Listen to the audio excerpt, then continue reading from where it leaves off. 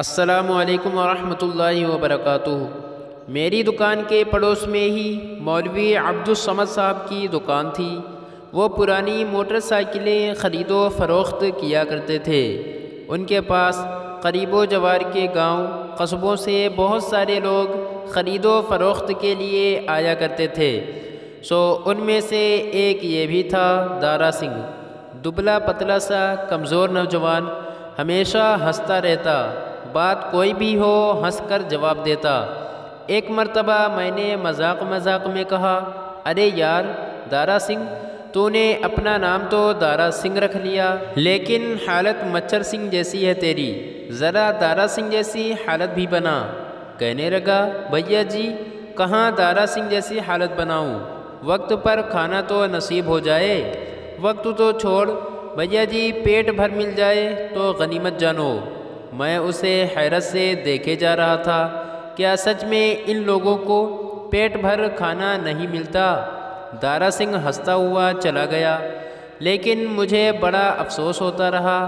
میں نے تو بات مذاقاً کہی تھی، مگر مجھے ذرا بھی اندازہ نہیں تھا کہ مذاق میں کہی ہوئی بات کا جواب اتنا دردناک ثابت ہوگا۔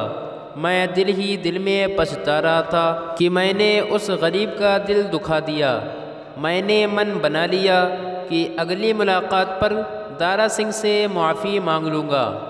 اس روز دارا سنگھ بڑا خوش تھا، آتے ہی کہنے لگا، بھیا جی میرا لگن لگ گیا ہے، پاس کے گاؤں کی کنیا سے، یعنی میری شادی پاس والے گاؤں کی لڑکی سے طے ہو گئی ہے۔ میں نے مبارکباد دینے کے بعد کہا، لگن کب ہے، مطلب شادی کب ہے؟ وہ ہنستے ہوئے کہنے لگا، بھیا جی جلد ہی۔ میں سمجھ گیا کہ پیسوں کا انتظام کرنا ہوگا، پھر آگے کی روزی روٹی کا مسئلہ بھی درپیش ہوگا۔ اب تک اکیلا ہونے کے باوجود بھی بھرپیٹ کھانا نصیب نہیں ہوا، آئندہ بیوی کو کیا کھلائے گا، پتھر یا کنکر؟ میرا جی چاہا اس روز کی بات کے لیے معافی مانگ لوں، لیکن یہ سوچ کر رک گیا کہ بندہ بہت خوش ہے، خوشی کی خبر لے کر آیا ہے، کیا یاد کروا کر اسے اداس کرنا، اس لیے خاموشی رہا۔ اس کے بعد 2-3 مرتبہ دارا سنگھ سے میری ملاقاتیں ہوئی، لیکن معافی مانگنے کا موقع نہیں ملا۔ وہ شادی کی تیاریوں میں مصروف تھا۔ مجھے آ کر کہتا، کہیں اچھی جگہ ہو تو کام پر لگوا دو۔ کبھی پوچھتا، اچھے اور سستے داموں میں کپڑے وغیرہ کہاں سے لوں، کہاں مل سکتے ہیں؟ بس انہی سب باتوں میں موقع ہی نہیں ملا معافی صافی کا۔ پھر ایک دن دارا سنگھ میری دکان پر آیا اور کہنے لگا، بھیا جی میں نے شادی ملتوی کر دی۔ ارے ایسا کیوں کیا؟ میں حیرت زدہ سا دارا سنگھ کی طرف دیکھتا رہا۔ کہنے لگا، کہیں ڈھنگ کا کام کاج مل جائے پھر دیکھتے ہیں۔ ہم لوگ یہ باتیں کر ہی رہے تھے کہ میری دکان پر ڈکیتوں نے حملہ کر دیا۔ وہ 3 لوگ تھے جو ہتھیاروں کے ساتھ دکان میں گھس گئے اور میرے ٹیبل کے ڈراپ سے پیسے نکالنے لگے۔ انہوں نے ہمارے اوپر بندوقیں تان رکھی تھیں۔ میرے دونوں ملازمین انہیں دیکھتے ہی پیچھے کے دروازے سے بھاگ گئے۔ وہ لوگ جب تمام پیسے لے چکے تو جانے کے لیے جیسے ہی مڑے، دارا سنگھ نے ایک دم سے ان پر چھلانگ لگا دی۔ اچانک ہوئے حملے سے وہ ڈکیت بوکھلا گئے۔ حالانکہ دارا سنگھ نے اس بندے کو دبوچ لیا تھا جس کے پاس پیسوں کی تھیلی تھی، لیکن جو دوسرا بندہ تھا اس نے بوکھلاہٹ میں دارا سنگھ پر چاقو سے حملہ کر دیا۔ یہ منظر دیکھتے ہی میں اس چاقو والے بندے پر کود پڑا۔ تیسرا بندوق والا بندہ گھبراہٹ میں بھاگ کھڑا ہوا۔ شور سن کر آس پاس کے سارے دکاندار اور راہ چلتے لوگ جمع ہو گئے۔ دونوں ڈکیت پکڑے گئے، لیکن میری نظر دارا پر پڑی جو بہت زیادہ زخمی ہو چکا تھا۔ اس کا خون فرش پر پھیلا ہوا تھا۔ وہ زخموں کی تاب نہ لا سکا اور بے ہوش ہو چکا تھا۔ اسپتال میں معلوم ہوا کہ ضرب قاری لگ گئی تھی۔ زخم بہت گہرا تھا، چاقو کافی اندر تک دھنس گیا تھا۔ اگر اگلی صبح تک دارا سنگھ کو ہوش آ گیا تو خطرہ ٹل سکتا تھا، ورنہ کوئی امید نہیں تھی۔ میرا بہت برا حال تھا، میں لگاتار روئے جا رہا تھا اور اللہ سے دعا کیے جا رہا تھا کہ اللہ دارا کی زندگی بخش دے۔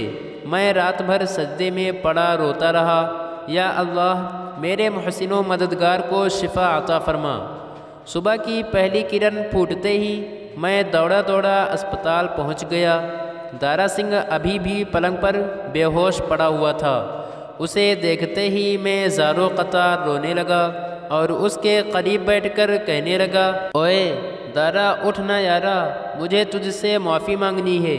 اوئے یارا، تجھے دارا سنگھ جیسی حالت بنانے کی کوئی ضرورت نہیں ہے، تو ہمت سے دارا سنگھ ہے۔ اوئے کمال کر دیا تو نے یارا، تین بندوں سے اکیلا بھڑ گیا۔ اوئے اٹھ، ایسے چنگا نہیں لگتا۔ تو ہنس میرے یارا۔ میں بے قابو ہو کر دارا کو پکڑ کر ہلائے جا رہا تھا۔ میں نے محسوس کیا دارا میں کچھ حرکت ہوئی تھی۔ میں دوڑ کر ڈاکٹر کو بلا لایا۔ ڈاکٹر نے مجھے باہر جانے کا اشارہ کیا اور دارا کو چیک کرنے لگے۔ تھوڑی دیر بعد نرس آئی اور کہنے لگی، جناب آپ کے مریض کو ہوش آ گیا ہے۔ اتنا سنتے ہی میں بدحواسی میں دارا کے کمرے کی جانب دوڑ پڑا۔ دارا پلنگ پر پڑا مسکرا رہا تھا۔ اسے دیکھتے ہی میں مصنوعی غصے سے بولا، کیا ضرورت تھی اتنے سے پیسوں کے لیے اپنی جان داؤں پر لگانے کی؟ وہ اپنے مخصوص انداز میں ہنستے ہوئے بولا، بھیا جی آپ کی اتنی محنت کی کمائی ایسے کیسے لے جانے دیتا؟ میری آنکھوں سے آنسو کا سیلاب امڑ پڑا۔ میں نے روتے ہوئے اس کے سر پر ہاتھ پھیرتے ہوئے کہا، اوئے دارا، تو نے کس سے پوچھ کر اپنی شادی ملتوی کر دی؟ چل جلدی ٹھیک ہو جا، میں کرواتا ہوں تیری شادی اسی پاس کے گاؤں والی لڑکی سے۔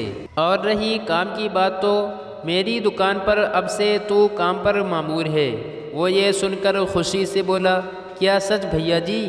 میں نے اس بات میں گردن ہلا دی اور سوچنے لگا کہ اے کاش پہلے سے ہی دارا کو نوکری دے دیتا تو کتنا اچھا ہوتا۔